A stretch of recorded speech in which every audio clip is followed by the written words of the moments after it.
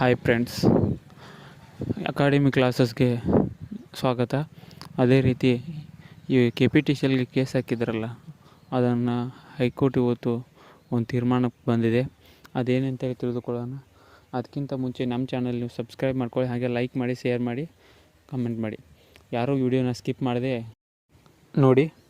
ಅದೇ ರೀತಿ ನೋಡೋಣ ಬನ್ನಿ. ಹಾಗಾದರೆ KPTCL ಹುದ್ದೆಗಳಿಗೆ ಮೆರಿಟ್ ಆಧಾರದ ಮೇಲೆ ಆಯ್ಕೆ ಮಾಡಿಕೊಳ್ಳಬೇಕು. ಆದರೆ ಸ್ಪರ್ಧಾತ್ಮಕ ಪರೀಕ್ಷೆಗಳ ಮೂಲಕ ಅಭ್ಯರ್ಥಿಗಳನ್ನು ಆಯ್ಕೆ ಮಾಡಿಕೊಳ್ಳಬೇಕು ಎಂದು ಹಲವರು ಒತ್ತಾಯಿಸಿದ್ದರು. ಆದರೆ ಈ ಬಗ್ಗೆ ಇಲಾಖೆ ಯಾವುದೇ ನಿರ್ಧಾರ ತೆಗೆದುಕೊಂಡಿಲ್ಲ.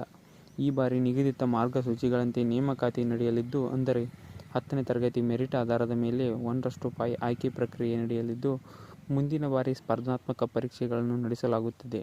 ಹೈಕೋರ್ಟ್ ಆದೇಶ ನೀಡಿದೆ. ಅಂದರೆ ಈ ಸಲ ಎಕ್ಸಾಮ್ ನಡೆಸಂಗಿಲ್ಲ ಅಂತೇಳಿ ಹೇಳಿದರು. ಅದೇ ರೀತಿನ ಆಯ್ಕೆ ಪ್ರಕ್ರಿಯೆ ಯಾವ ಥರ ಇರ್ತೈತೆ ಅಂತೇಳಿ ನೋಡೋಣ.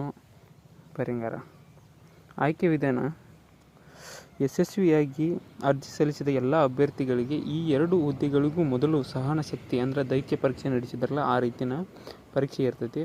ಸಹನ ಶಕ್ತಿ ಪರೀಕ್ಷೆ ಪಾಸಾದವರನ್ನು ಅವರು SSLCಯಲ್ಲಿ ಪಡೆದ ಶೇಕಡಾವಾರು ಅಂಕಗಳನ್ನು ಪರಿಗಣಿಸಿ ಮೆರಿಟ್ ಆಧಾರದಲ್ಲಿ ನೇಮಕ ಮಾಡಿಕೊಳ್ಳಲಾಗುತ್ತದೆ ಅಂತ ಹೇಳಿದರು.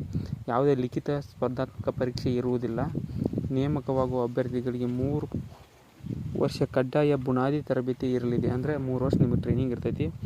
ಅದೇ ರೀತಿಯೇ ಈ ಅವಧಿಯಲ್ಲಿ ಗರಿಷ್ಠ 21,000 ಮಾಸಿಕ ವೇತನ ಮಾತ್ರ ಸಿಗಲಿದೆ. ಅಂದರೆ ನಿಮಗೆ 21,000 ರೂಪಾಯಿ ಪೇಮೆಂಟ್ ಕೊಡ್ತಾರೋ ತಿಂಗಳಿಗೆ ಅಂತ ಹೇಳಿದರು. ಇದೇ ವಿಡಿಯೋದಲ್ಲಿ ಇನ್ನೊಂದು ವಿಷಯ ಹೇಳೋಕ್ಕೆ ಇಷ್ಟಪಡ್ತೀನಿ. ಅದೇನಂದ್ರೆ KPTCLಗೆ ಯಾರು ಹೋಗ್ಬೇಕಂತ ಅನ್ಕೊಂಡಾರಲ್ಲ, ಅವ್ರಿಗೆಲ್ಲರಿಗೂ ಫ್ರೀ ಕೋಚಿಂಗ್ ಕೊಡ್ತು ಅಂತೇಳಿ ಸರ್ಕಾರದವರು 1 ವರ್ಷ ತರಬೇತಿ ಕೊಡೋರದಾರು. ತಿಂಗಳಿಗೆ 9,000 ಮಟ್ಟ ಅವರು ನಿಮಗೆ ಹಾಕ್ತಾರೋ. ಅದಕ್ಕೆ ಯಾವ ರೀತಿ ಅರ್ಜಿ ಸಲ್ಲಿಸ್ಬೇಕಂತೇಳಿ ಮುಂದಿನ ವಿಡಿಯೋದಾಗ ನಿಮ್ಗೆ ಹೇಳ್ತೀನಿ.